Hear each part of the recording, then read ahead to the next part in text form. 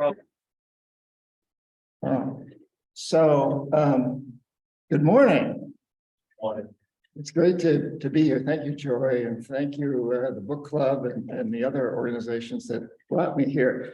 And I just want to say that I do feel very blessed to be alive at this time, and I feel blessed to be with you. The next place I'm going to speak is at a rock concert in the Czech Republic, where there'll be 55,000 people. And we got a little bit smaller group here. But I always know that, you can speak to thousands of people and maybe nobody's going to do anything. But I have a feeling here, most all of you are going to take this to heart and go out and create a better world for yourselves and future generations. So it's a great privilege to be here with you. So I'd like to just highlight the points, some of the points that I made in that video. There we go. So first of all, we humans are creating a self-destructive system, one that is based on colonizing the world. A death economy that's consuming and polluting itself into extinction. This is an economic system that basically tears up the planet, and in the short run, does things that will destroy the future for all of us. It's a devastating system, as we all know. It's basically a degenerative system. Now, it's brought us amazing things over its history. We've created incredible medicine, science, literature, and so on and so forth. But it's really reached its limits, and now it's polluting and consuming itself into extinction. And it's really important for us to recognize that fact. And the second theme, I think, that I mentioned in there is that human reality is driven by perception. When you come right down to it, there's no United States, there's no China, there's no culture, there's no religion, there are no corporations, except as we perceive them. And when enough people accept a perception or codify it into law, it has a huge impact on reality. So our perceptions mold our reality. The perceptions of the death economy is to maximize short-term profits, regardless of the social and environmental costs. That's just a perception. And the third point is we have the power to change. You have the power to change your lives, to change where you want to go with your life. And we're going to get into that in more detail later, and to change the world or to change the community where you live, whatever you choose, whatever size that is. It could be you and one other person. It could be you and the entire human species, but you have the power. All it takes is a change of perception. And that's what I'm going to be talking about more. And I want to start with a story that some of you who've read the book have already heard, but I'll go into a little bit more detail. It happened to me in 1968 when I was a Peace Corps volunteer in the Amazon rainforest of Ecuador. That's me, believe it or not. It's me and my brother and my wife. That's a joke. I hope. in the Amazon. Now, it's a funny story that I joined the Peace Corps, and they sent me to a training camp in Escondido, California, to learn Spanish in 8 weeks. And I think a lot of you speak two languages. You don't learn an awful lot in 8 weeks of classroom study. But also because I just graduated from business school to learn about credit and savings co-ops. The next thing I know, I'm in Ecuador. And I'm walking for a very long hike into the jungle, and to go to the place I'm going to spend the next 2 years. And as I'm walking in, there are people walking out, and I decided I'll practice my lousy Spanish on them. To my chagrin, I discovered they don't speak Spanish. They were indigenous people who speak Schwa. So my first introduction to U.S. government work was, they teach you a language and send you someplace where nobody speaks it. I'm going to take this off here. And then I get to the community where I'm supposed to spend the next couple of years. There's one guy, this is a Schwa community. There's one guy there who speaks Spanish, the school teacher. He doesn't really admit that I speak Spanish because it was pretty lousy in those days. But we can communicate. And I tell him, I'm here to help you form your credit and savings co-ops. And he looks at me like, are you crazy? Like, we don't have any currency here. It's all barter. My bananas for your papayas. And he looks at me like, why are you really here? So my second lesson with US government work was they teach you to do a job and then send you a place where you can't possibly do the job. But while I was there, after a time, I discovered that the Schwa had a lot to teach me about living with nature, being a part of the environment you live in, rather than really the way I was raised and taught in business school to be apart from the environment, to conquer the environment. At one point, I got very, very sick. I was dying. I couldn't keep any food down. I couldn't stand up. And I'm a long way through dense jungle, 3 days from the nearest medical facility, an impossible trip. So one afternoon, the school teacher comes up to me and he's leading this little old Schwa man by the hand. The guy was really scary looking. He was essentially naked, just a loincloth, covered with tattoos. He's little, but he's scary. And he looks up at me, you know, and the school teacher says, this is the shaman. He can heal you. And I'm like, this is 1968. I grew up in New Hampshire. I've never even heard of a shaman. But at this point, I can't even stand up. I'm lying down. And I said he looked up at me. He actually was looking down at me. He would have been looking up at me from standing up because he's very small. But but I had no other options. I said, well, okay, I'll take it. So that night, a couple of warriors carry me into the shaman's house, and he takes me on this shamanic journey. And on this journey, I saw whenever I was eating food or drinking the drink, so I have to say, in the rainforest, people don't drink river water. They know it's polluted with organic matter. And so they drink a kind of beer that's made out of the women chewing manioc with cassava, manioc, and yucca, many different words. They chew this root, they spit it, and the saliva sets up a fermentation process that makes it kind of a beer, spit beer. And then you can mix it with water because it's got a lot of alcohol and drink it. And the foods were very unusual for someone who grew up in Hampshire. So I won't say anymore, but some very strange foods. So I realized that whenever I'm eating these foods or drinking this spit beer, I hear a voice like my mother saying, it'll kill you. At the same time, on this same shamanic journey, I see how incredibly robust Schwa are. You know, the men were all built like Rambo. You know, I mean, they're built like Tarzan. They kill wild boars in the forest and carry them for a couple of miles on their shoulder. And the women were, well, I was 20, 21, 22 years old. Women were looking very good, actually. And the people would look to be very old if they weren't killed in a hunting accident or at childbirth. So on that shamanic journey, I saw that it wasn't the food and drink that was killing me, it was my perception. And after that, the shaman demanded that I become his apprentice, which I had no desire to do. In those days, there was no future in shamanism, but he saved my life. And what he taught me was how incredibly important it is to touch the jaguar. You've heard this book, some of you, which means to confront your blockages. When something gets in your way, touch it. Now, you don't really touch a real jaguar.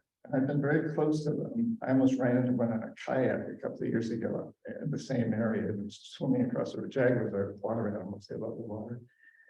So you don't really want to touch a real jaguar, but when you see one in a vision quest, you want to reach out and touch it, because if you run from it, if you run from your blockages, if you run anything that's holding you back or giving you problems, it'll chase you. So you got to go out and touch it. And when you touch it, it helps you change your perception. And so that one night taught me that it wasn't the food and drink killing me, it was my perception. And the shaman then, we went into this in a lot more detail. And I got this training as a Schwa shaman. Later, I trained as shamans on many other continents. And I found that every one of them has the same idea. It's perceptions that mold reality. And that's the basis of modern psychotherapy, of quantum physics, of marketing, advertising, politics, economics, professor. Our perceptions mold our reality. And while I was there also in the Peace Corps, I learned about there are many prophecies in the world that tell us that we've entered an important time in human history. One of them is the prophecy of the eagle and the condor. And this prophecy says that back in the midst of history, and this prophecy was probably oral tradition 2,000, 3,000 years ago. But it said back then, they said back in the midst of history, human societies would decide to take two different paths. One would be the path of the condor, which was said to be the path of the heart, a feeling that we are a part of nature. And the other would be the path of the eagle, which was said and that would be the path of industrialization, of technology, of feeling apart from nature, human supremacy over nature. And the legend said that these two paths, these two groups of human beings would travel in different paths for many, many years. But then it was said that during the fourth Pachacuti, the Pachacuti in Quechua language of the High Andes is a 500-year interval. During the fourth Pachacuti, that the two would come together. The fourth Pachacuti occurred in about 1500 by our calendar, and they would fight, and the condor would be, the eagle would be so strong as to practically drive the condor into extinction, but not quite. And then it was said that 500 years later, in the fifth Pachacuti, the year 2000 roughly, they would have the opportunity to fly in one sky, to dance, to mate, and to create an offspring, which would be higher consciousness. The consciousness of bringing together these two aspects, the consciousness of realizing that we are truly a part of our environment, not apart from it. And so we've seen this prophecy come true. So we know in 1500, the industrialized nations of Europe practically drove the indigenous people to extinction. And then in the year 2000, we started interrelating. People, the shamans invited us down to learn from them. People started writing a lot of books about these subjects. It's become a very commonplace. So again, though, it's about this perception. Do we perceive ourselves as apart from nature or a part of nature? And the prophecy says we have an opportunity to see ourselves now as a part of nature. But prophecies don't tell us it's going to happen. This prophecy says we've entered a portal. We have the opportunity, but we have to do it. We, the people, have to make it happen. We have to dance. The condor and eagle have to dance together. And I think, there's a lot of that going on. I take groups to the Mayan people of Guatemala and the Shuar. I continue to go back to the Amazon every year and take groups. And you see this continuing relationship, the Kogi of Colombia and so on. So it's all about perception. It's all about perception. And the perception that we have been operating under is what I call the economic hitman strategy. And I just want to say that my official title is chief economist at a consulting firm in Boston. We didn't call ourselves economic hitmen. It's kind of like spies.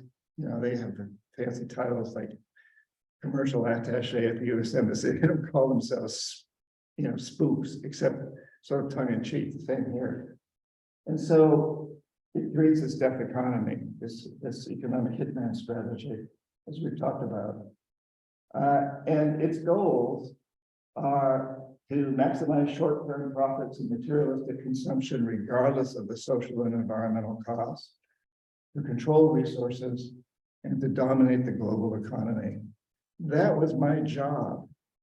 And at the beginning, I thought I was doing the right thing, because what I really was doing was going to countries that had resources our corporations wanted, like oil, and arranging a huge loan that paid US corporations that made huge profits to build big infrastructure projects in that country. Things like power plants and industrial parks and highways and ports and airports that benefited a few wealthy families in the country that own the industry, that own the businesses. But the majority of the people suffered because money was diverted from healthcare, education, and other social services to pay the interest on the loan. And in the end, the country couldn't repay the principal. And so we'd go back, usually in the guise of the International Monetary Fund, and say, hey, since you can't pay your debts, sell out your collateral, which was the oil in the ground, or today it would be probably lithium or cobalt, or one of the many minerals that are used and that are necessary for the green economy. Sell it real cheap to our corporations without environmental or social regulations. Vote with us on the next United Nations vote against Cuba or whatever. Let us build a military base on your soil.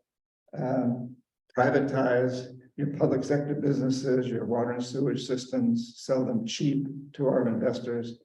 And that way we were really creating this global empire. It's not so much an American empire as a corporate empire that's supported by the US government to a very, very large degree. So we were in the process of we were doing this, and we were doing it very, very successfully. Our only opposition in my day was the Soviet Union. That collapsed in 1991, and for the next 2 decades, we had the run of the world doing this. And then along came China. And now China is basically doing the same thing, but they're doing it much more effectively than we are. I taught at an MBA program in Shanghai a few years back, and this is the top MBA program in China, and the students there had been handpicked by the Communist Party to lead the future of China. And I realized on my first day there that these students all wanted to learn how to be a good economic hitman. You know, they wanted to learn what we'd done that was worked and what we'd done that hadn't worked. And they have excelled in this process. And I have to say, we in the United States have made a lot of mistakes. We've opened the door to China. For example, just one of many instances, we put tremendous amount of resources into Iraq and Afghanistan and ignored pretty much Latin America and Africa. And China just went into the void, and on and on. I mean, China's just done a bang-up job, whether we like it or not. It's the truth. China is no longer trying to become the dominant economic power in the world. It is the dominant economic power. Its economy isn't as big as ours at this point, but it dominates much of the world. And I think the next, so here's a good example. 124 countries, the largest trading partner with China versus our 56. And this is 2 years old. The division is greater today than it was then. And you can see that while the United States their trading partners are pretty much restricted to Europe, parts of Africa, Central America, and a little bit of Latin America, China reaches everywhere. And this has increased. And you know, today, the US economy is very, very dependent on China.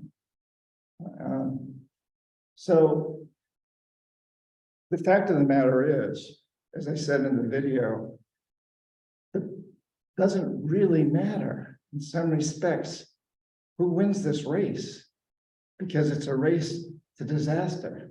There are no winners on a dead planet. There are no winners on a dead planet.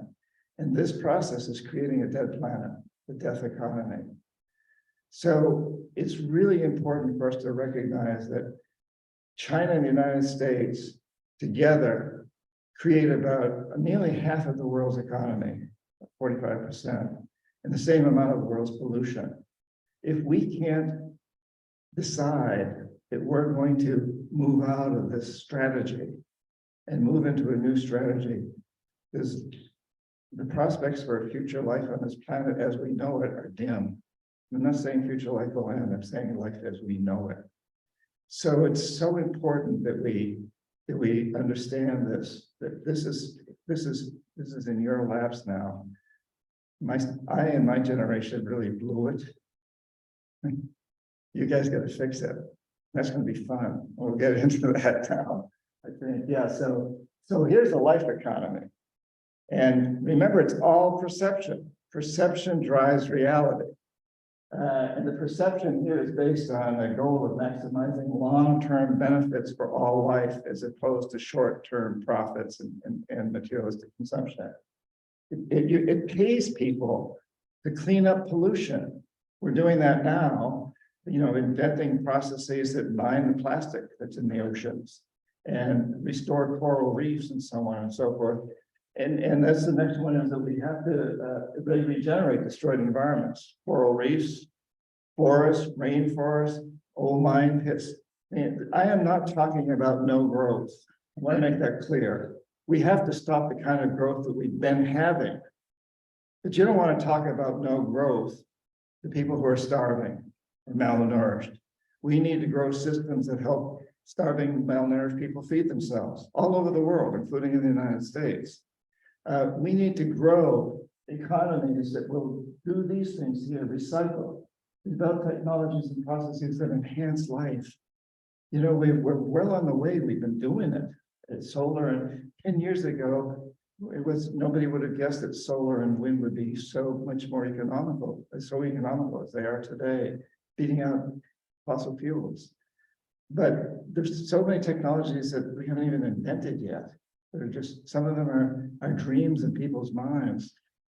We need to bring those dreams to reality. So this is the goals of a life economy, and it's very viable. Benefit corporations, B corporations, the idea of conscious capitalism, of the Green New Deal, all of these are moving in that direction. And incidentally, back to China, little known fact is that Bloomberg, which is a fairly conservative economic publication, a few months ago came out with a study. They showed that China in the last 7 years has reduced carbon dioxide pollution more than the United States has in 30 years. Even though they continue to build coal-fired plants, they also build more solar and wind than anyone else does, 40 to 50%. So around the world, people are moving in this direction. We're doing it here in this country. It's happening in so many different places. Latin America is 25% renewable energy for its electricity. The world average is 12%. So Latin America is way ahead. Some countries like Costa Rica are just about 100%. It's happening. We're moving in that direction. And COVID was a great teacher because it taught us not only that we have to change sometimes, but we can change and we can enjoy it. How many people learned to play the flute or read a book that they wanted to read or wrote a book or produced a film, a video? I mean, so on and on and on, I think. And I'm not negating all the terrible problems and all the people that suffer from deaths and disease and illness. And some people, it's not over yet completely, but it taught us that we can change, and we can change in ways that can be very productive. I think it was a great instructor in that way. So what can you do? And I think, these are just a couple of a few examples I have. I have a lot more in the third edition of Confessions of an Economic Hitman, but I think it's really, really important to understand that there really are no them and us. It's, the Russians, the Chinese, the Brazilians, the Indians, everybody, we all want good food, nutritious food. We all want shelter to live in. We want clothes. We want good air to breathe, and good water to drink. We all have the same needs. We're one species that has very same needs. And let's continue to know that we are part of, not apart from our environment. So you, all of you, can do whatever inspires you to do, whether I'm a writer, but some of you are artists, some of you are economists, whatever it is that you are, you do podcasts, you do tweets, you do TikTok, I don't know what you do, but whatever you do, you can do it in a way that will inspire people to take actions, positive actions. There's too much negativity going around. It doesn't get us anywhere. We need to inspire people to do things, to do things that'll transform the death economy to a life economy.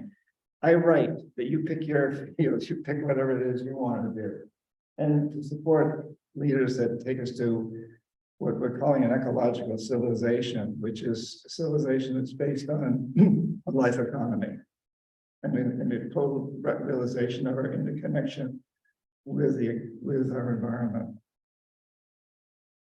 Something else that we all can do. I like this one. Well, I'm going to start by saying that I met not too long ago with the president of Nike, who told me, I want Nike to be greener. I have children and grandchildren. But I know that if I do too much and our profits go down, our stock price goes down, market share goes down, Phil Knight and the other major owners of Nike will fire me. And they will replace me with someone who only cares about stock prices or market share. So I got to keep my job and do the best I can, because I know I'm going to do better than the guy that would replace me. So please tell everybody you talk to, John, he says this to me, tell everybody you talk to, which I'm going to tell you now, is write me letters, emails, tweets, whatever, however you do it, to tell me, to support me in this movement. And here's an example of a kind of letter. I'll let you read it. I think you can all read it. So again, it's about being positive. It's about saying to Nike or whoever, you know, I love your clothes. I love your shoes, but I'm not going to buy them anymore until you pay your workers in Indonesia a fair living wage, or until you stop polluting or whatever. And you send that to all your social networking circles, as well as to Nike, and you send it to all of theirs. And I've had so many executives tell me, we don't read all these communications, but somebody does, and I get a matrix every month that tells me what my customers want. If I get 100,000 of these telling me we've got to pay our workers in Indonesia a living wage, I take that to my major investors, and they will and say, look, we've got to listen to our clients, our consumers. And the recent trip I just led to Guatemala in January, there was a senior official. He was chief marketing operator for HP, which used to be Hewlett-Packard. He had 11,000 employees under him, and he was very very proud that HP had been designated by Newsweek as the #1 greenest company in the United States. And he said, you know, it's our investors. We hear from our investors. And they have institutional investors, which include Warren Buffett and some of his organizations, who are saying to them, look to the long term. You've got to make a short-term profit to stay in business, but you don't have to make a short-term windfall profit. Just make enough profit to stay in business and keep looking to the long term. And insurance companies are telling corporations the same thing. Insurance companies are saying the greatest risk right now is climate change. And climate change is a symptom of the death economy. So, you know, climate change is a problem, species extinctions is a problem, environmental destruction is a problem, but they're not the problem. They're all symptoms of the death economy. So here's something you all can do. Get on a social networking consumer campaign, or start, pick a corporation. I challenge you, I suggest that after this meeting, you guys, maybe in the book club someplace, pick a corporation, just decide you're going to start a movement. It'll help that corporation change by being positive, by telling them, we like your product, we want to help you. And to help you, we want to convince you to really look at the long term. Okay, so here's 5 things that each of you can do. And I think it starts by saying, what do I most want to do for the rest of my life? What will bring me the greatest satisfaction and joy? Because if you're not satisfied and happy with your life, you're not going to be successful. I don't care how much money you make. You're not going to be successful. And I'll give you some examples. So I would answer that question by saying, I want to write for the rest of my life. I'm 78 years old. I don't know how much life I got left, but I know there's a lot in me today. I'm a martial artist. I'll take any one of you on. Not really. Not really. And so I want to keep writing. I love to write. I love to write. I have a friend who's a carpenter who's kind of at the opposite end of the spectrum. And he says, I want to work with my hands in wood. So you got to look at what do you most want to do for the rest of your life? What will bring you the greatest joy? And the second question, how can doing this transform the death economy into a life economy? Now, as a writer, I would say, I'm going to write about things that expose the death economy and inspire people. I want to write books that inspire people. That's what I do. That's the only books I'll write these days. I'm working on a novel right now, but it goes in the same direction, be inspirational in its own subtle kind of way. So, my carpenter friend would say, I'm only going to use sustainable materials in my carpentry work. The third question, what has blocked me or might block me from doing this? That's that touching that jaguar. So as a writer, I might say, well, I know to be a successful writer, I got to write every day, and I just don't have time. And my carpenter friend might say, you know, my customers don't want to pay the extra price for sustainable materials. That's the blockers. That's the jaguar that stands in front of us. What's that jaguar that's out there saying, you can't do it. You're not good enough. You don't have enough education. You went to the wrong school. Your family doesn't support you. You're ugly. Whatever. You don't have the right physical attributes. Whatever it is, what's stopping you? What's the blockage? What's getting in your way? And that takes us to the fourth question. When I confront these blockages, how do I change perceptions? Yeah, touching that jaguar. So as the writer, I would say, well, I could turn off the television an hour every night or 2 hours and write. That would give me another 7 to 14 hours a week. That's a lot, actually, as a writer. That's a lot of time if you really put it into it. My carpenter friend would say, I'm going to tell my clients the extra price for sustainable materials is not a cost. It's an investment in the future for them and their children, all future generations. So whatever's blocking you, just confront it, touch it, don't run from it, look at it, experience it. What's stopping you? What's the voice out there? A parent, a religious figure, a professor, a teacher, yourself, a book you read. What's the voice that's saying you can't do it? Like the voice I heard in the Amazon that said the food and drink is killing you. Spit beer and squirming white grubs are killing you. What is blocking you? That's the really important thing to look at and to confront it. And then to see how you change your perception as you confront it, how that perception changes. It's a very rewarding experience. And then the final question, what actions do I take? So, well, getting back to the fourth one, I didn't go into the details. So for me, it would be as a writer, I'd say, well, yeah, I could turn off the time. I did that, I'd say that tonight. So what actions do I take? So as a writer, I got to write. And my carpenter friend has to go out and build things with sustainable materials and tell the folks he's doing it with that he's creating a better future.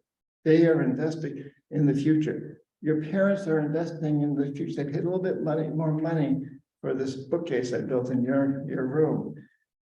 But that's not an extra, that's not a cost, it's an investment in the future. And I would suggest this is a great exercise to do frequently. I do it practically every day. It only takes me couple of minutes. I lie in bed before I get up and I think about these things. It's not a real formal process. The first 2 questions you may not have to change. You may keep those for pretty much the rest of your life, but they may change at times. But the last 3, like what's blocking? Okay, I've already decided I'm going to turn off the television and write for an extra hour every night. Then the next thing is, what am I going to write? Oh, I'm not qualified enough to write about this or that. What's blocking me? And then the third, and so on. So for each time we come along, these last 3 questions may change frequently. That we have to keep looking at them. So, and I would suggest that when you go through this process, you're going to do what really will make you happy. For most of you, that proverbial deathbed looks a long way away. For me, it doesn't look quite as far. Uh, but you want to, we're all going to be on it one of these days. And you want to be able to look back and say, damn, am I happy I did what I did? Or God damn, I wish I'd done something different. You don't want those louder. You want, and so, right now, today, commit yourself to doing what brings you the greatest satisfaction, the greatest joy. I don't care what it is. That's what you do, and do it in a way that helps transform the death economy to a life economy.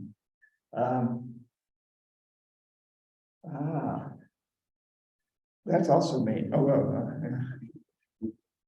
So, if we saw this guy hovering over us with a whole fleet of flying saucers or whatever you want to call them, UFOs, threatening to attack us, what would China and the United States do? Launch rockets. Come together to do it, right? Yeah, we'd come together. We've seen this over and over, at the end of World War II, terrible enemies. Japan and Germany and the United States, these came together to confront a common enemy, which they saw as the Soviet Union. Now, let's admit that today we have a common enemy. It's us who alienated ourselves from our planet. We are the aliens. We've said we are apart from, not a part of this planet. That's an alienation. We are aliens when we say that we're not part of the planet. We're apart from it. We're above it. We're superior over it. We're gods. We're deities, whatever. Any kind of supremacy is really bad. Racial supremacy is terrible.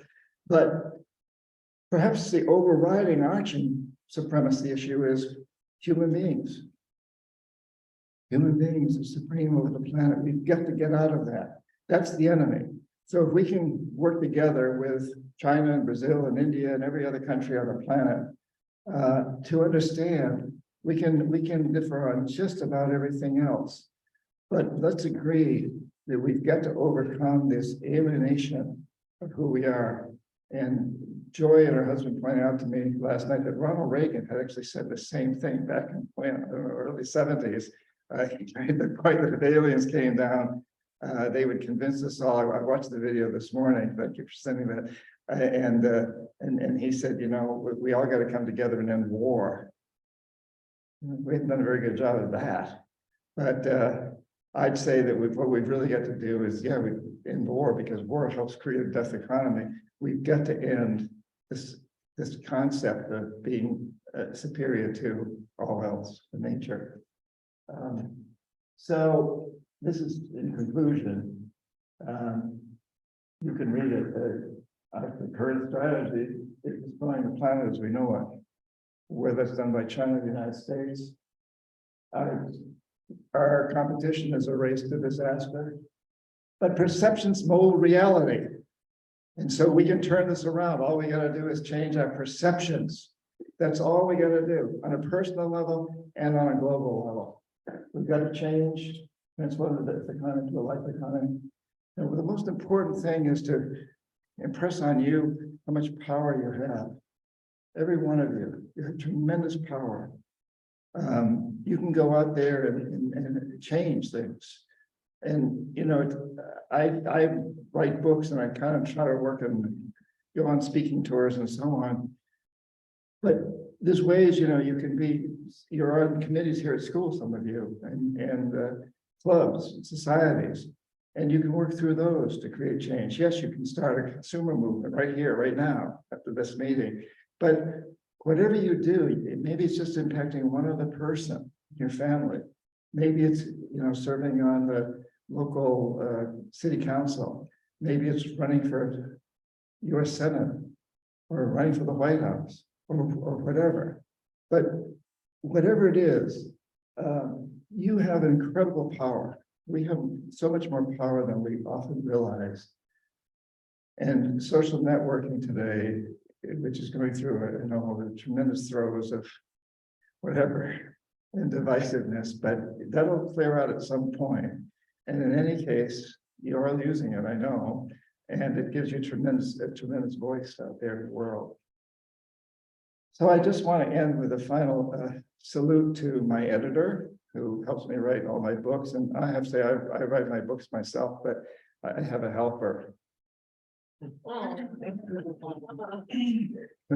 Her name is Jaggy, and she arrived at 8 weeks old at my house on the same day that the book Touching the Jaguar was published. And she really does. She sits there and she talks in my ear and she gives me all kinds of great advice. So thank you so much. Thank you. Thank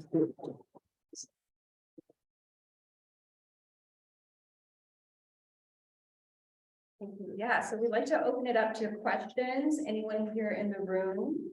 And also anyone on Zoom? Yeah. So what kinds of things make us feel like we're separated from nature? Like that, I call that, like different things lead to us perceiving us as being separate from nature. Yeah, so Zoom people can hear the I don't know.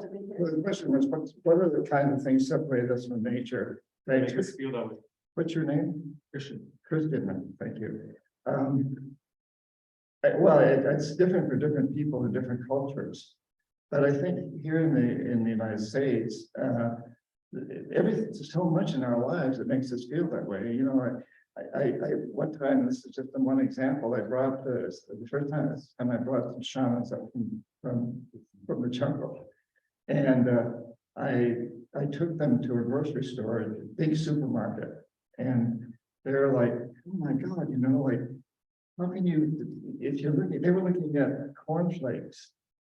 And like, well, which cornflakes do I buy? Do I buy the ones that are sugar coated? Do I buy the ones that have raisins in them, or the ones that have strawberries in them? Do I buy the family size or the regular size? Do I buy the ones that are made by Kellogg or General Mills? This huge shelf of, and like, they said, you know, how do you live like that? And everything's in boxes. And the other thing they said is, how come nobody talks to each other in this store until you check out and then you talk to somebody, but it's all very formal. And for them, the market, you know, is in nature usually, it's outdoors, and they're all talking to each other and they're relating to nature. And in a way, our books separate us from nature to a certain degree. Our education system separates us from nature. And today, social media is going deeper and deeper into that. And it's here. So the important thing is to figure out how to use it in a way that helps us get back into nature. And I know we can do that. I don't know how you're going to do it, but Christian, you can do it. And all of you. So it's a great question, but we keep moving further and further. Another thing, if I look at the indigenous people, the Shuar, who I was Peace Corps volunteer, still go back every year. Back then, they were living very close to nature. They were hunters and gatherers. They had no schools. They every day, the children, the girls would spend the whole day with their mothers working in the gardens, doing that kind of work. The boys, and getting to know the plants and talking to the plants. And they never dig up the yucca plant without singing to it and honoring it. And the boys would be with their dads going out hunting, and they had tremendous respect for the animals. They really got to know them. I remember one time, I was terrible with a blowgun, but they were trying to teach me, and I got this blowgun that's about 8 feet long. It's aimed at this bird, and young boy standing next to me says, "Oh, don't shoot that bird now." And I said, "Oh, okay." I didn't want to shoot it anyway, but I said, "But why?" And he said, "Because it's in mating season. And even though we're hungry back home, we'd like to eat that bird. We know that if you kill that bird now, it's not going to have kids." So, and he didn't do an environmental impact. This had been ingrained in him. He knew that bird. I didn't. It was all the bird of the jungle was filled with birds. But so, you know, we've really said, and now these kids no longer get that. They have to go to school. I'm not opposed to school, but I realize it separates us from nature. How do we get back into that? How do we move back into that? How do we use social media in a way? And we can say the same for books and films and so many things. And that's one of the reasons I try to write books that help people feel back in nature. But that's a great question. And it's one we all need to look at is how do we understand that? And I think it starts with really understanding that we're not superior over nature. Nature's taking us back. She really is. The oceans are rising, the glaciers are melting, and on and on and on and on and on. And Joy, you a little over a year ago were in Guatemala, where we see these huge cities that are built by the Mayan people. 20-story tall, 30-story high pyramids that the Maya people drained the swamps and cut the trees and changed their climate. And they had to abandon the cities because they could no longer support the cities. And the jungle took over. And the cities essentially disappeared under trees and rocks and stones. They looked like mountains. And that, that can happen. Nature can take over. You gotta be aware of that. Thanks. Somebody else? Question? Yes, please tell me your name too. Daniel, Daniel. you mentioned the green economy. And I was just wondering, what are the odds of the green economy sort of like re-perpetuating the fossil fuel industry? Like, in the sense of like, mining practices will probably stay the same. There might be another scramble for control over resources in other countries. Like, what's the likelihood of it just literally following the same blueprint? The renewable energy solution following the same blueprint. Great question. I think it's we have to be really careful that doesn't happen. It could happen for sure. And I think we, even have to ask ourselves, if we had enough solar and wind power to replace all the fossil fuel, what would that do to the environment? How much land would we have to cover? And then the sunshine that doesn't go into the land now gets reflected on these solar panels or taken touched by the wind. What does that do? We really have to look at this. That's a beautiful question. And maybe that's a good one for you to devote the rest of your life to. Really, I don't have an answer, but it is something we have to be careful of. And go ahead. I'll just say that I do have to agree with you though, that I think reducing consumption is probably like the biggest. Yeah, needless consumption, and so when we talk about growth, we're really talking about right now, what are we growing? We're growing all these things that we don't really need a lot of, how many t-shirts can you own? What's that Chinese company that has this idea, you can buy 1,000 of their t-shirts for a very cheap price. You can keep changing them every day. It's called She, I think. She. Yeah, She. Which stands for what? Exactly. Good one.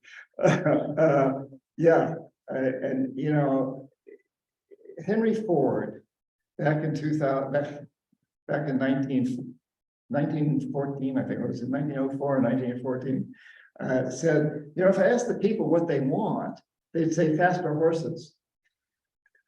And he says, but I know the horses are our biggest problem. They're causing terrible pollution. Every major city in the world was polluted with horse manure. The streets were filled with horse manure.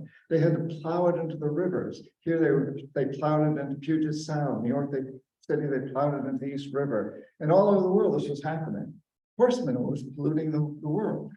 And also all the land around the cities was devoted to growing crops for horses. And so Henry Ford said, well, the answer to pollution, the solution to pollution, I don't know what he said, that the solution to pollution is the car. And he was right for a long time. And now it's become the problem. And what you're bringing up is exactly that point. I think that right now, the kind of solar and wind we have is a solution. Let's move out of fossil fuels, but let's recognize that that's not the ultimate solution, because there is no ultimate solution. We move with nature. Nature doesn't solve anything. It just keeps changing, being flexible. Thank you. Somebody else. Yes, please. In your name, please. Ernesto, you mentioned your generation made mistakes. What is it that China is doing better? Well, it depends on what you mean by better. I mean, China's being much more efficient at doing bad. In some respects, at creating this death economy. It's just become very efficient at taking over the world. And one of the main things that it has is an amazing story. So China can go to countries in Africa and Latin America, to leaders of these countries, and say, we averaged 10% economic growth for 30 years. Nobody else has ever done that. We brought over 800 million people out of dire poverty. That's more than the rest of the world combined. We've, as I mentioned, as Bloomberg said, we've cut back pollution and carbon dioxide in 7 years more than the United States has in 30. They can point to all these things. And so if you're the president of Ecuador or Colombia or Nigeria or wherever, and you're looking at, well, which system do I want? And you look at the US system, and we haven't really done all that well. The average wage, when you account for inflation, hasn't increased in the United States. The minimum wage hasn't increased in the United States since 1972. When you account for inflation. The real average minimum wage.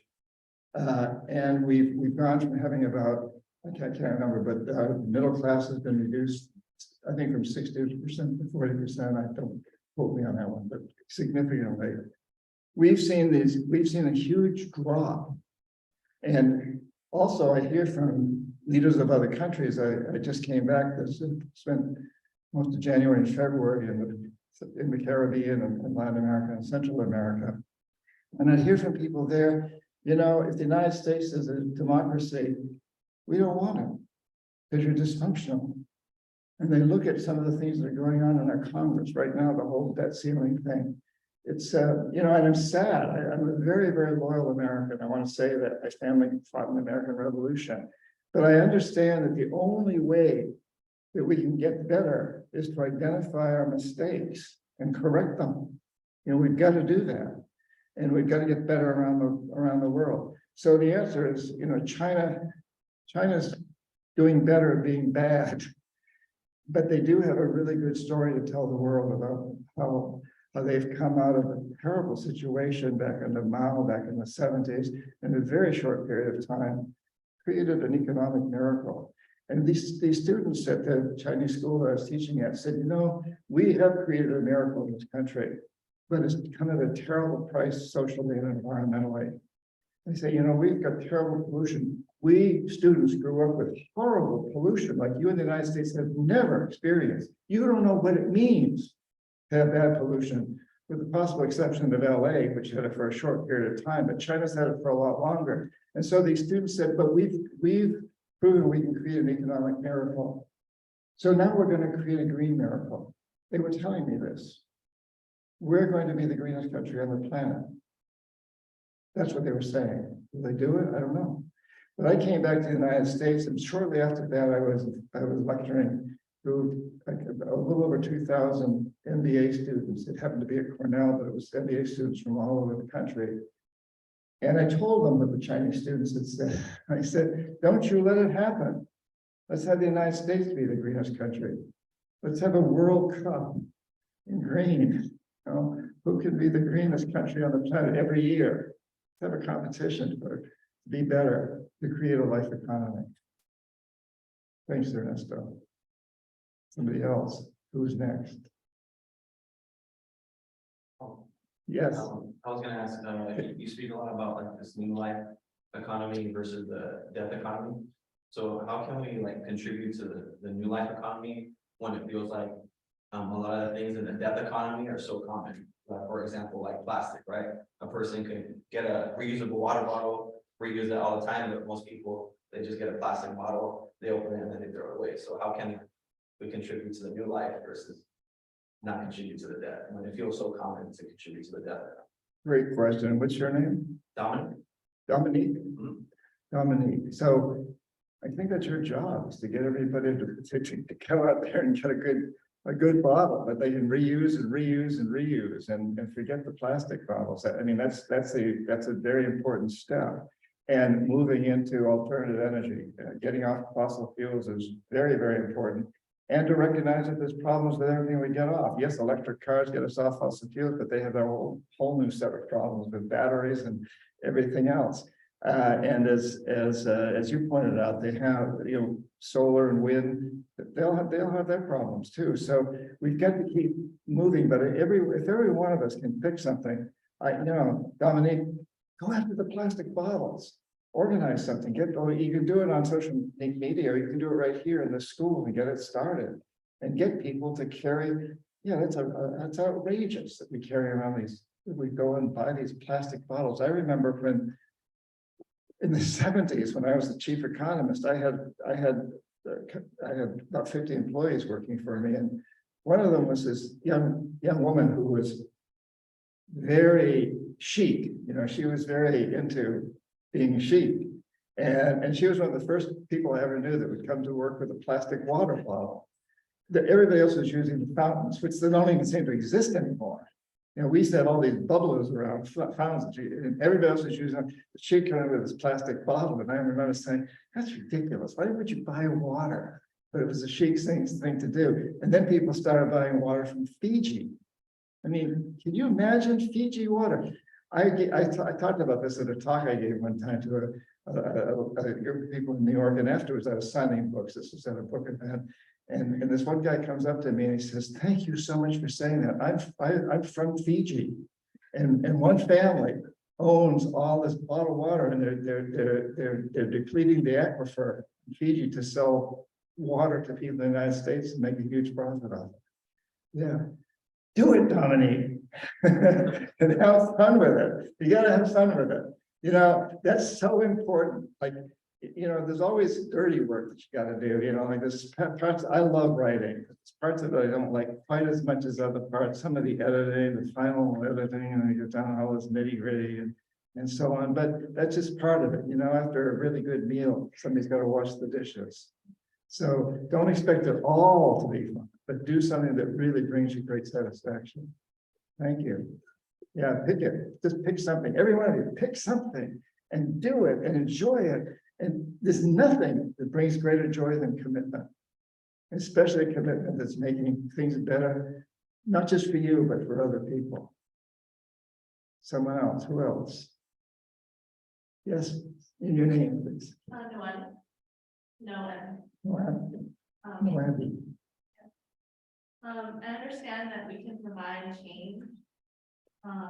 So long as you truly voice or share these ideas. But I feel like in our generation, we sort of have this sense of impending doom, that no matter how hard we fight or how loud we speak our voice, that these decisions will ultimately be made by the elites. So my question is, what is some advice that you would have for people who share this feeling? Yeah, thank you. There's an awful lot of them. We have to change that perception. And whenever there's a revolution, we're in a consciousness revolution. People are waking up around the world. And I've got 3 major speeches in Europe coming up. I mentioned the Czech Republic, also one in England, and one in Switzerland. And I just came back from Latin America. And a few years ago, before Putin went crazy, I shared a stage with him at an event in St. Petersburg, Russia. We were seeing 12,000 people there. And everywhere, people around the world are waking up everywhere to the fact we've got to change. And we need to keep pushing that. But whenever there's a revolution, which this is, or sort of a consciousness revolution, there's always pushback by the status quo. And they fight hard to maintain the status quo, and they fight hard to convince you that you can't change. You can't, but you can. And I mentioned before, I've been an martial artist most of my life. And you realize, you learn as a martial artist, if you're up against a guy who's a lot bigger and stronger than you, you don't want to try to overpower him. You got to use his energy against him.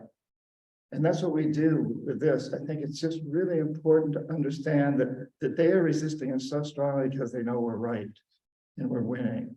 And so we look at how do you turn that around? And so there's a great opportunity for you personally to go in and work on convincing people that these people that think they have all the power, they don't really have all the power. We can change that. They totally depend on us. Are we victims? Maybe to some degree, but we're also corroborators. We got to stop corroborating. We got to stop collaborating. We've got to, really stand up and do these things that'll turn things around and elect officials that'll do it and so on. Maybe run for office, get in there and make it happen. I'm often reminded how I love history. In 1774, most everybody in America would have thought that the British were invincible in 1773. There's no hope. We can't fight the British. They're invincible. They're the strongest army in the world. George Washington stood up before the Continental Congress And he remembered that 20 years earlier, he'd been in the Battle of the Monongahela during what's called the French and Indian War. And he was under General Braddock, who was England's top general in the Americas, huge army marching to what would become Pittsburgh, which was controlled by the French. And as they march in there, suddenly they're attacked by much smaller group of Indians under the French, a few French officers attacked, and they wiped out the British army. Braddock himself was killed. Almost all of his officers were killed. Washington was not killed because he happened to have a bad case of dysentery and was being carried in a stretcher at the end of the line. But suddenly all these guys, the whole, it's chaotic, and everybody that's still alive is fleeing, all the British officers. He climbs out of his stretcher and he gets on a horse and helps and leaves. 20 years later, he went up before the Continental Congress and he said, the British aren't invincible. All we got to do is hide behind trees. Change of perception, turn things around. So the leaders are not invincible. We just have to hide behind trees. We just have to adopt a new perception and a new strategy and realize that it's all about perception and it's all about the life economy. So there's a good one for you. You're gonna have fun with this. Yeah. What? Thank you. Yeah. Are you committed? Are you ready? Are we all committed? Are we ready? Yes. Thank you. And who else? Who's next? We still can keep going, right? Yeah. That's it. Yes, John, thank you for your talk. It also made me think about, my own discipline and what I teach, that you're very familiar with. Because all I teach is all about the death economy. Yeah. And how to succeed in a death economy and how to contribute even more to the death economy. That we live in a world of scarcity. That's the fundamental premise our discipline is built on. And in fact, it's scarcity for a person's greed, but we live in an abundant world. So my point is, how do I reconcile myself, and there's this new reality. You're saying perception is what matters. Yeah. How do we get out of this? Because sometimes I reflect on my own life and I see, okay, I'm training students to be successful in a death economy. If they want good jobs, then they have to go to this death economy. Yeah. So, in that sense, I like the 5 things that you said, but what tips do you have for? Well, I would say what would bring you satisfaction, and that is helping turn this around and teaching students about the life economy. And you've got to teach them about the death economy because they have to understand it. And that's probably a mandate you have anyway. And if you started going too radical, you might lose your job, right? Yeah. You got to be a little bit like the president of Nike who said, I don't want to lose my job because I'm better than the guy who's going to replace me, but so it's a process, but I would say get more and more into the life economy, inspire your students to get into that. You look at HP as a model, and there's a bunch of other models out there too and current investors, and there's these green investment funds, and they're not perfect. Nothing's perfect, and no corporation is perfect, but there's ones that are moving more and more in that direction. Insurance companies, bring up some of these examples of how the insurance companies now, they're really putting pressure on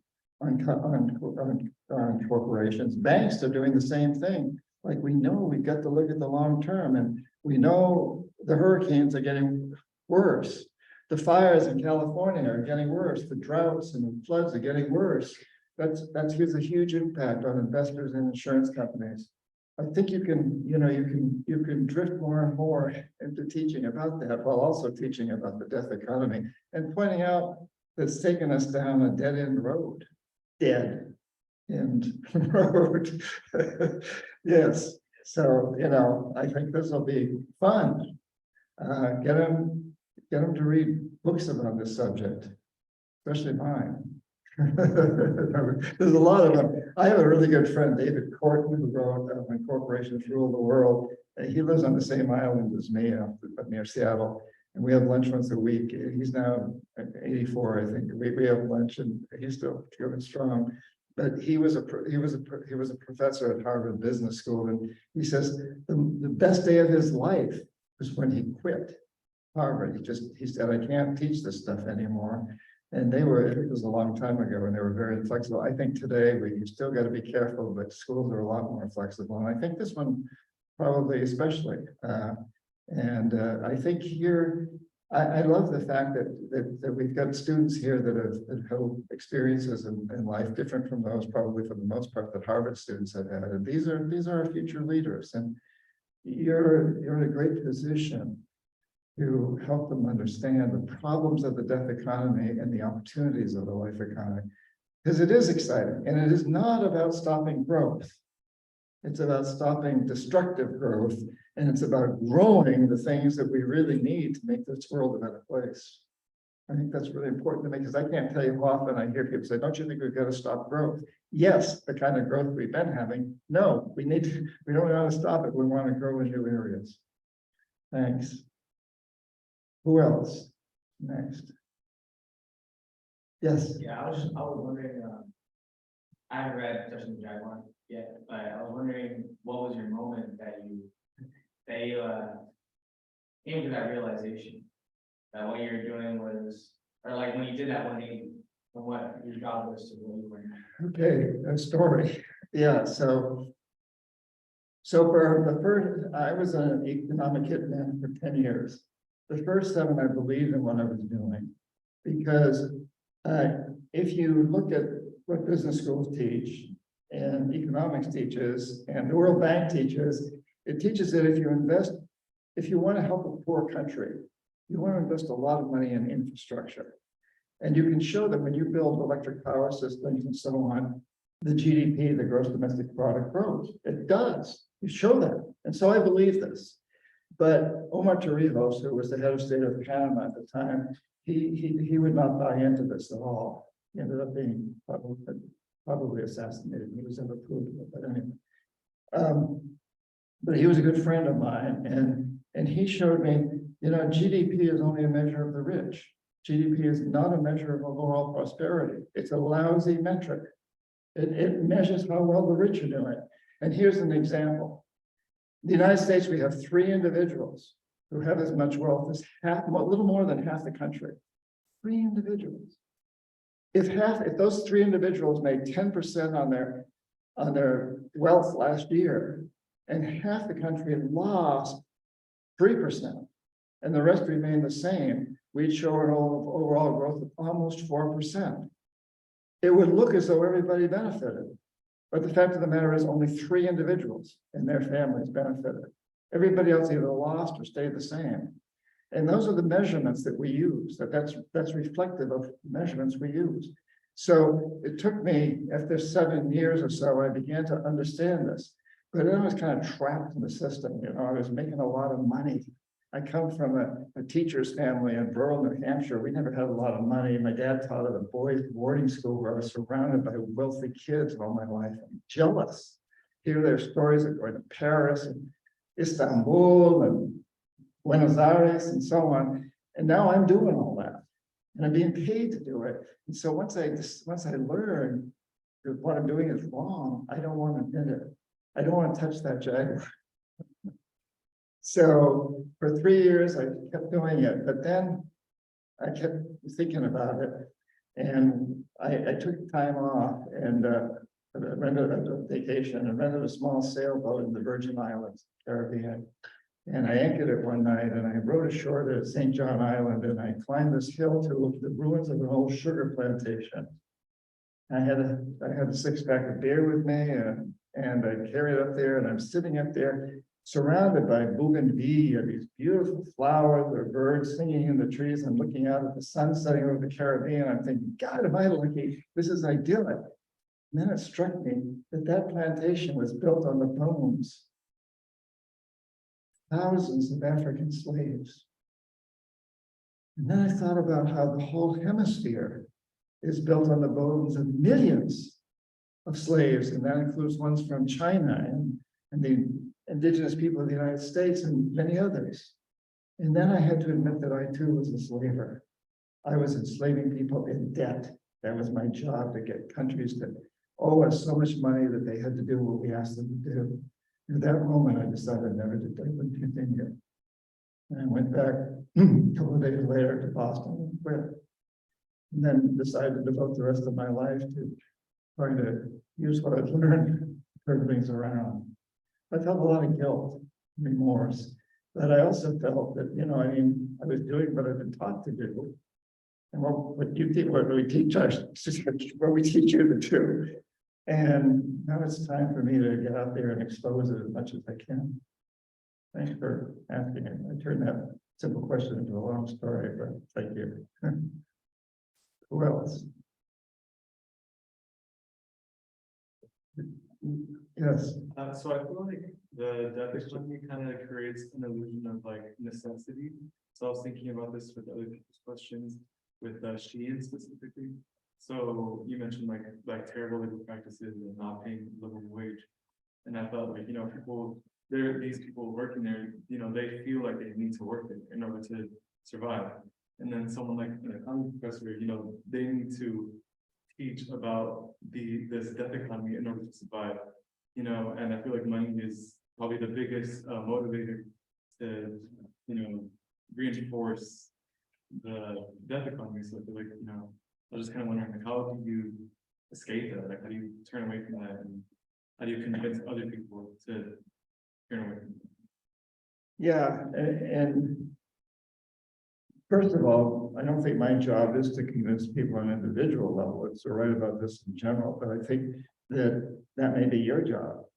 And you give you lots of work here, but get out there and understand that, you know, the reason those people are making and working so hard to make very little money, but it's enough to help them survive, sort of, what you're talking about working in these sweatshops, is because you and I and all of us want cheap t-shirts.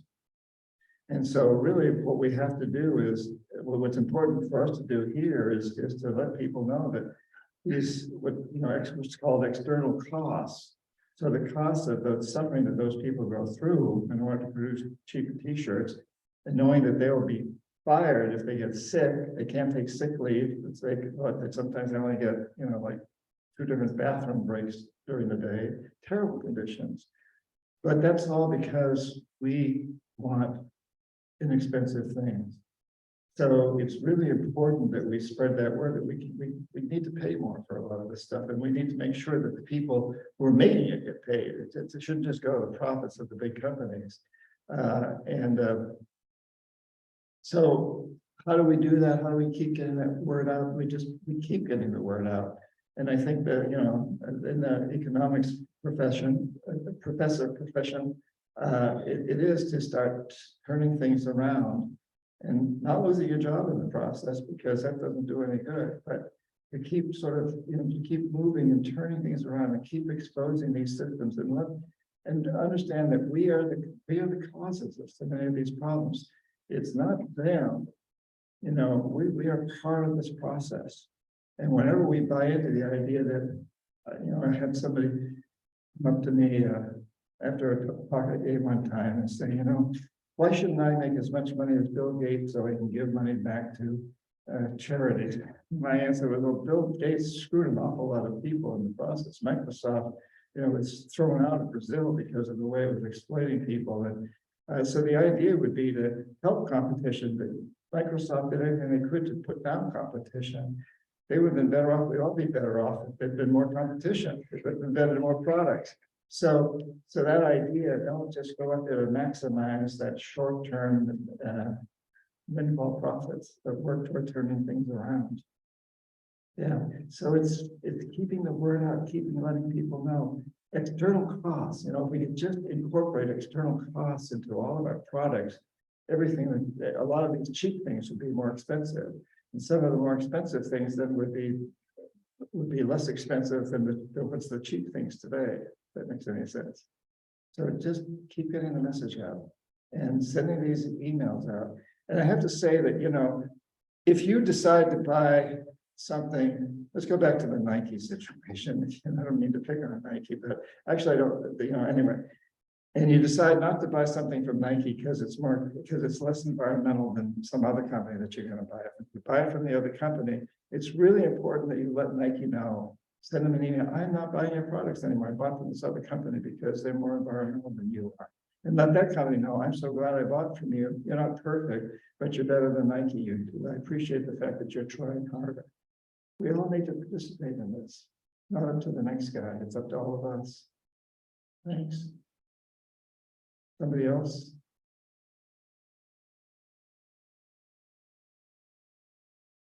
Come on, I bet there's one more. Yes. Yeah, the question is, like countries like India or Bangladesh, which has a lot of population, and they are growing faster as well. And for this population, they try to cut the trees and forests. So what's your advice or suggestion for individuals and government to grow faster and take care of the environment as well?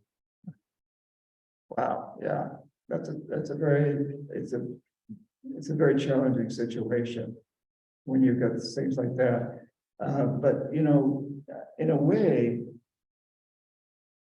China's an example of a country that really learned that didn't have the same overpopulation problems that you're discussing, but learned to retrain its people. Don't cut the trees, you know, keep the trees and encourage tourism in those tree areas. And keep the trees and do that, but also train your people more and more to get more deeply involved in high technology and the things that are coming into being. How do you make that happen? There's been a number of examples of countries that have worked hard to become part of this new high tech area. China now is moving out of producing a lot of mass goods, cheap mass goods, like they're famous for, and accepting garbage from us, and so on, and moving more and more into the high tech business. And I think that could also be true of Bangladesh and Pakistan and India and many other parts of the world, that we all need to work toward moving toward the life economy, create jobs for those people in the life economy. And that's the opposite of cutting trees. Maybe pay them to replant trees in the areas they've cut. But this, you know, it's I don't have any specific examples because I don't know the specific situation. But there are always solutions to these things if we just get really creative in them and think outside the box. Yeah, yeah. Maybe that's your work. Go work with the leaders in those countries or corporations that are in that country. I mean, that's another thing. Corporations really run the world. So if you can convince some of the corporations that currently are encouraging bad actions in places like Bangladesh and India to take a stand to help the people there become employed, doing better things and making more money and getting benefits and incorporating the external cost into their prices, it would be a huge, huge benefit. Thanks. What else? We haven't heard anything from Zoom. Do you have any questions coming in there? No questions.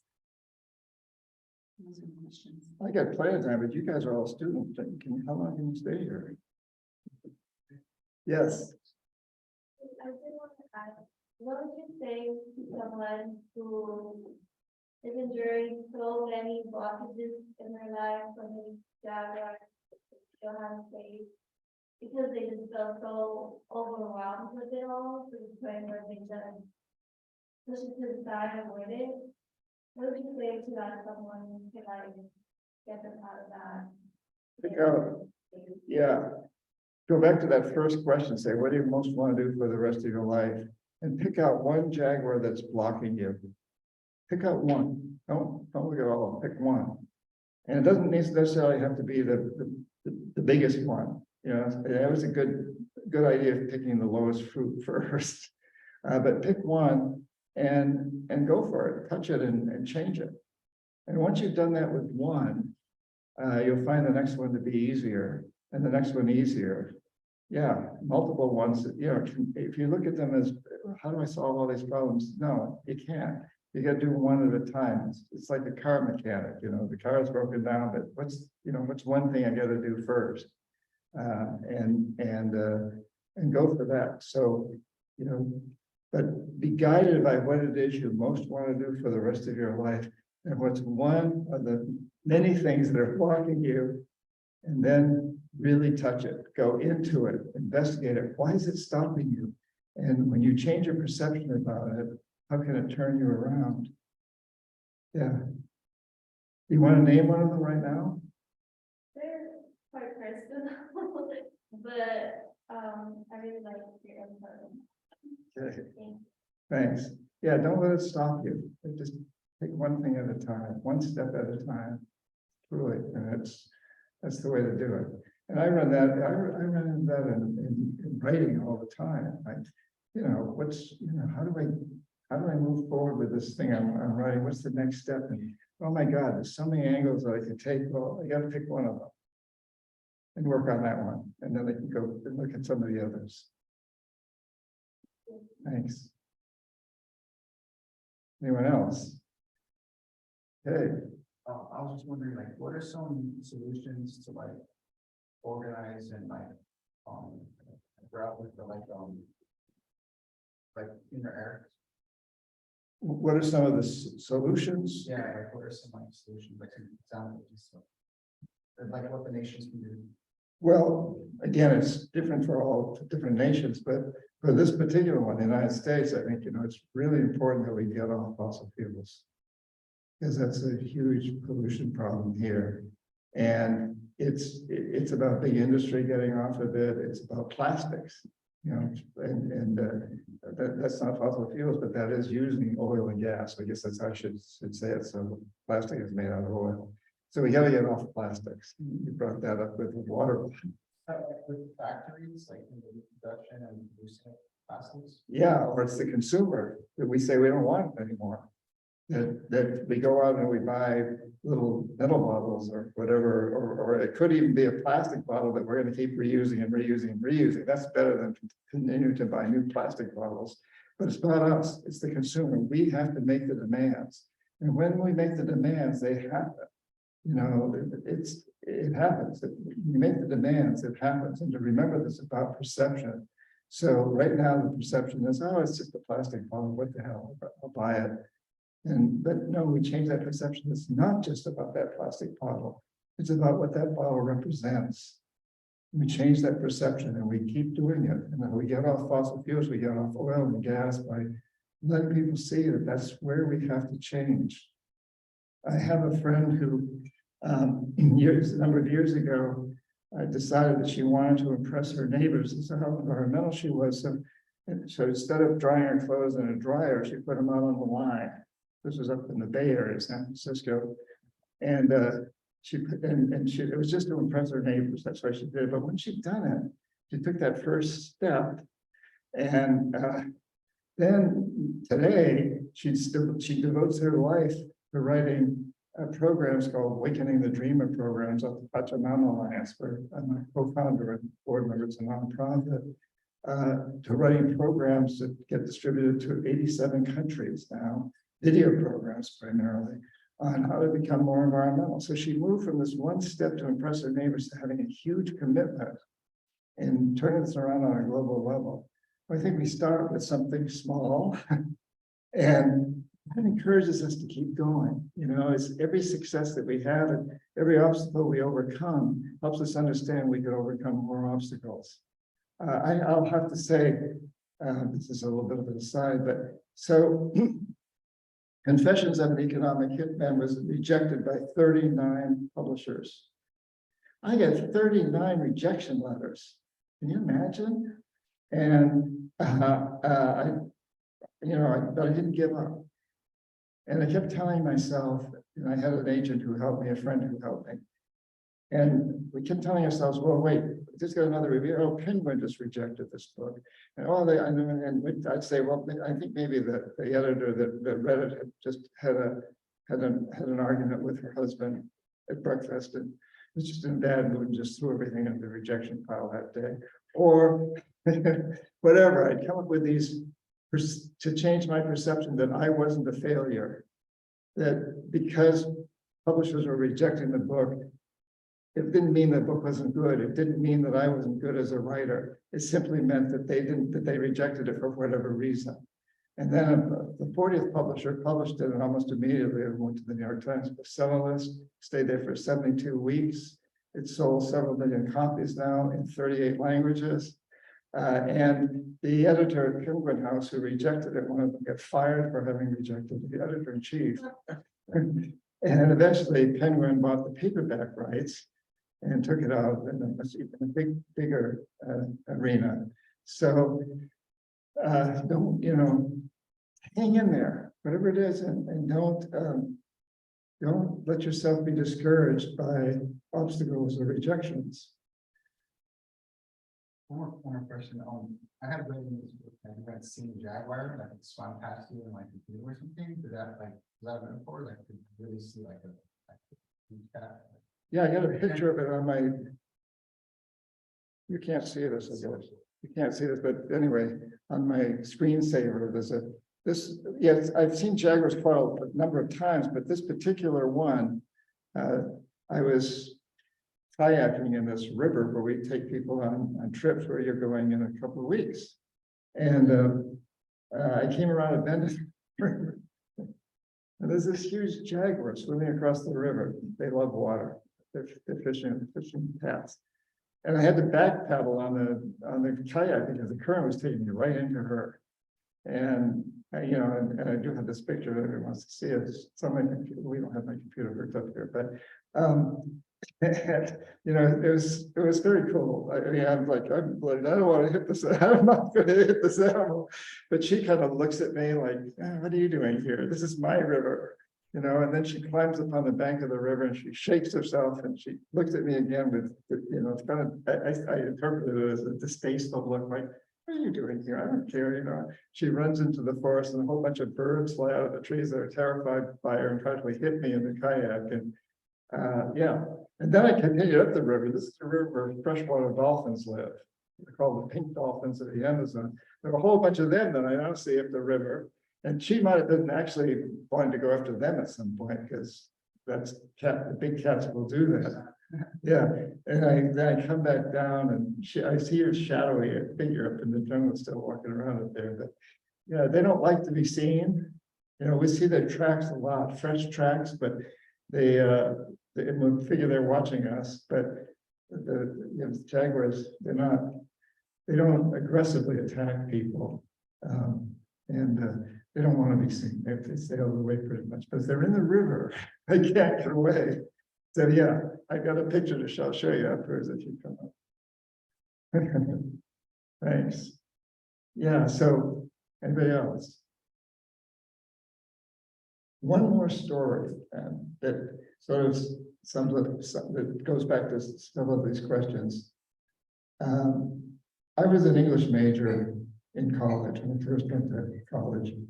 And I've been a really good writer. I've been editor-in-chief of a newspaper and won the short story prize and everything. But so I decided I really want to major in English. And this professor I had, who I had great respect for, was a known writer. This is at Middlebury College in Vermont. And he kept giving me back papers with C's. And I couldn't understand it because I thought they were really good. And there's a woman, another student, a female student sitting next to me who eventually ended up being my wife.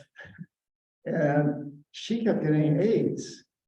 And so I asked her, like, could we compare papers? I want to see, what are you doing that I'm not doing?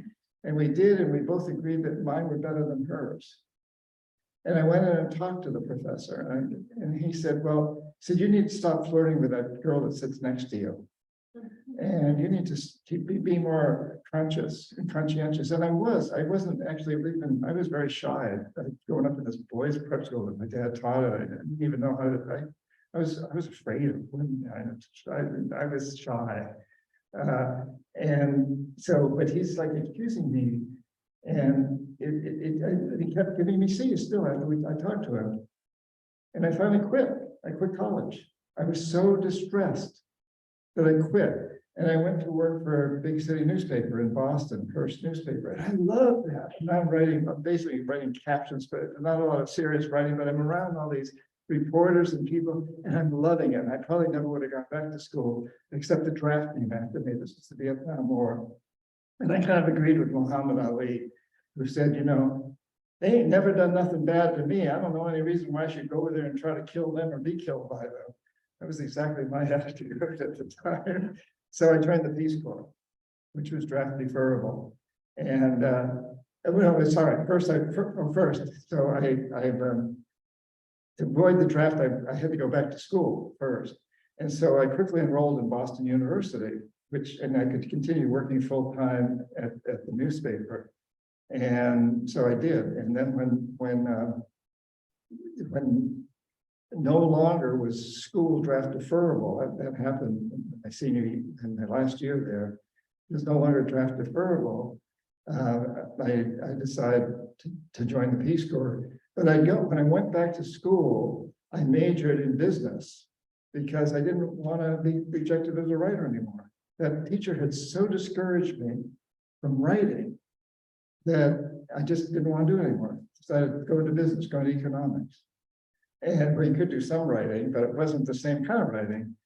And of course, years later, I discovered that professor had been fired because he was abusive of women. He was a predator, and he tended to give co-eds women good grades and guys that were good writers bad grades. And he'd been fired and moved into the northern regions of Canada. He didn't want anybody to come after him. So it was an incredible lesson. Don't ever let another person tell you about yourself. You know who you are. You know, and so that memory back then later, many, many years later, when Confessions of an Economic Hitman, the original manuscript was rejected by 39 publishers, I kept thinking back to that. And I said, each one of these editors that's read it is another one of those professors. I'm not going to let them control my life. I'm not going to let them determine how I look at myself. A great lesson, very difficult one. So now you don't have to learn that lesson. You can take it from me, you know, just don't let other people discourage you. Stay in there, hang in there, do what you believe in, do what's going to bring you the greatest satisfaction, and that will turn the death economy into a life economy. Yeah, okay, do it. You ready to do it? Are you ready? Yes? Are you ready? I want to hear it. Are you ready? Yes. Come on, are you ready? All right, are you ready?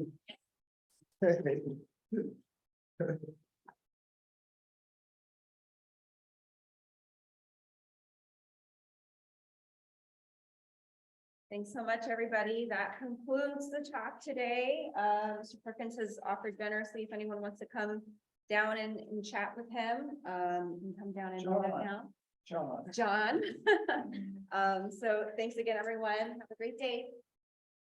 Thank you.